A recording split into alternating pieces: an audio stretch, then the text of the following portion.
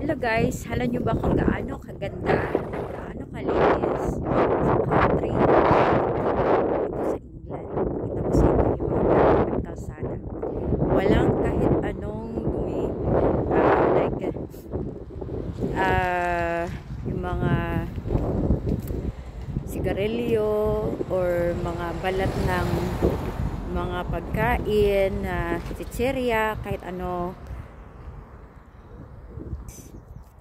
Ayan. Diba? Diba? Ang gaganda ng mga bahay nila. Ayan. Ang lilinis, diba? Kita nyo naman. Diba? Ayan.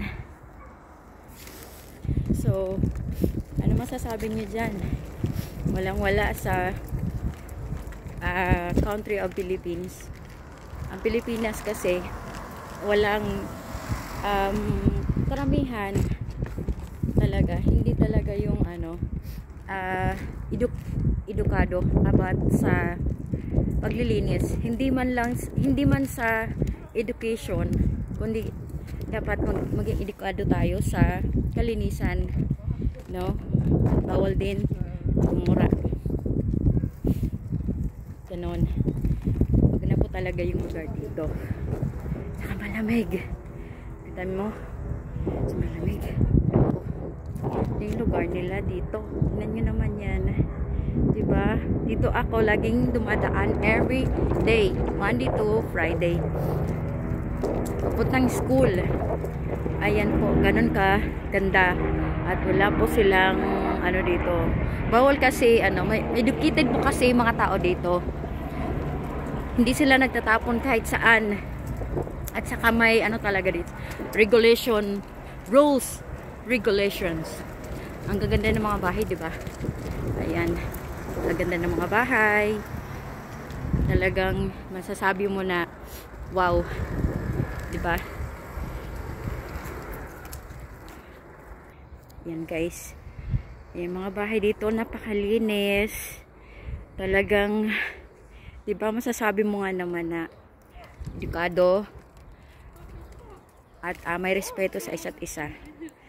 Lapit na pala ako punta sa school. Ayun na po ang school nila. Ayun po yung may-ari po na yung mga sasakay na yan ay mga teacher. Ayan, nasa loob. Ayun po yung school, St. Francis Catholic. Ayan. So, ayun, bang naghahantay po kami dito sa labas.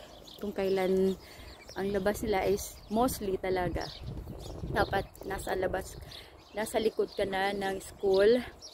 3:15 eksakto talaga, 3:15 ang labas nila dito. Kasi minuto ang importante, hindi ang oras. Kailangan hindi ka malate.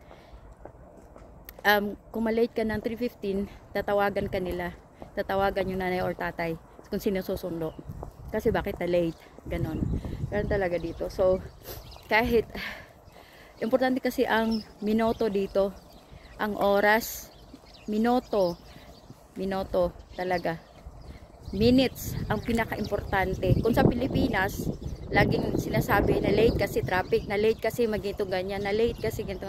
Wala pong dito. Dapat kung anong time talaga, 3:15 kailangan nandyan ka na sa labas. Kasi yung oras na yan, mga bata lalabas na talaga. Bago mag 3:15 kailangan nasa labas ka na, ganon. Kaya papunta na rin ako doon. Ay, yung mga nandun, ayun, waiting na sila. So pupunta na ako doon. Hinto na pala ako mag video, bawal.